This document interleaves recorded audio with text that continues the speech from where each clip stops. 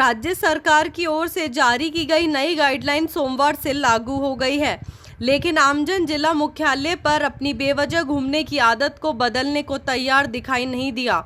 वहीं पुलिस प्रशासन ने समझाइश का प्रयास करने के साथ ही चालान बनाकर अपनी कोशिश कर ली, लेकिन पुलिस के जवान भी आमजन को समझाने में असफल रहे और आमजन किसी न किसी बहाने से सड़कों पर आम दिनों की तरह घूमते हुए दिखाई दिए।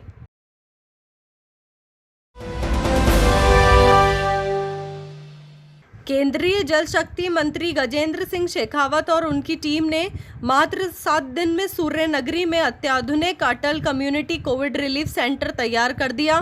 सोमवार को केंद्रीय मंत्री शेखावत के सानिध्य में शेर सिंह, दीपक मुन्ना समेत अन्य सफाई कर्मियों ने भारत माता के चित्र पर पुष्प अर्पित कर और पूजन कर सेंटर को एम्स की टीम को सौंप दिया। राष्ट्रीय कौशल प्रशिक्षण संस्थान में करोड़ रुपए की लागत से बने 120 बेड के सेंटर में ऑक्सीजन मॉनिटर जैसी सुविधाएं मौजूद हैं।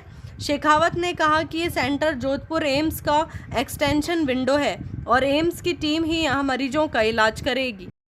24 घंटे यहाँ डॉक्टर्स की व्यवस्था, टीम ऑफ डॉक्टर्स जो एम्स के डॉक्टर्स होंगे, एम्स के क्रिटिकल केयर डिपार्टमेंट के हेड डॉक्टर प्रदीप भाटिया साहब खुद यहाँ टेली मेडिसिन से साथ में परमानेंटली कनेक्टेड रहेंगे। नर्सिंग स्टाफ भी सारा एम्स ने ही अपने यहाँ पे ट्रेंड 4-4, 5-5 साल का प्रशिक्षित ट्रेंड स्टाफ यहाँ पर भेजा है। इस सेंटर के लिए जितने लोग रहने वाले डॉक्टर्स, नर्सिंग कर्मचारी, सफाई कर्मचारी और जितने भी पेशेंट हैं उन सब के लिए भोजन की व्यवस्था की जिम्मेदारी भी आदरणीय प्रकाश जी जिरावला और आदरणीय देवेंद्र सालेचा जी उनके साथ की टीम ने सबने ओन किया है।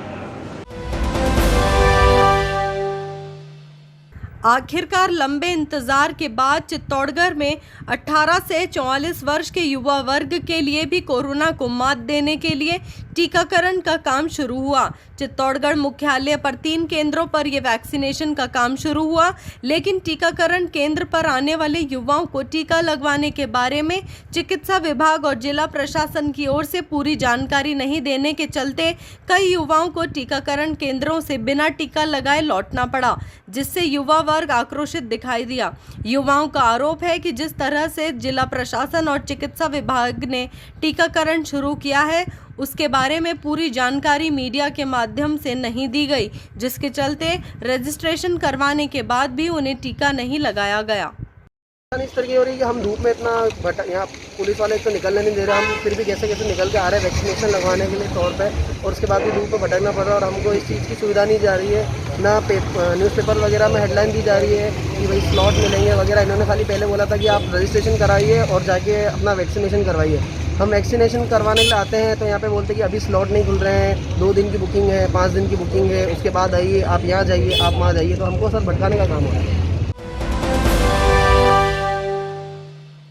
भैसौदा नगर में सभी नगरवासियों की ओर से उज्जैनी मनाई गई।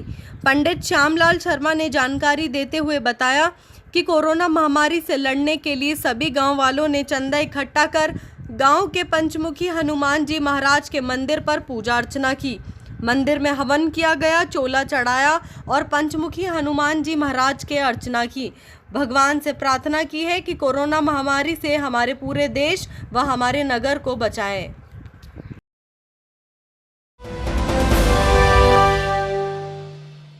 सुजानगढ़ शहर के पीसीबी स्कूल में 18 से 45 साल के लोगों का कोविड टीकाकरण हुआ। इस दौरान युवाओं में उत्साह दिखाई दिया। बड़ी संख्या में युवतियां भी टीका लगवाने आईं। सोमवार को सिर्फ ऑनलाइन आवेदन करने वालों को टीका लगाया गया।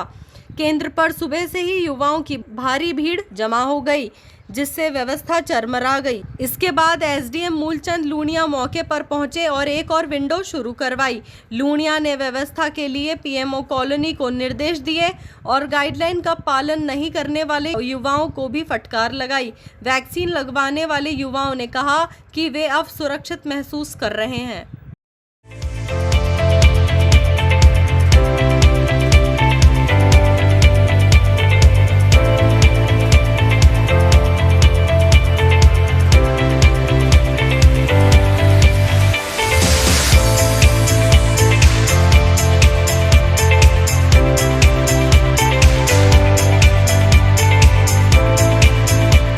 ताज Nishan near Doms compound, Jaipur road, Ajmer.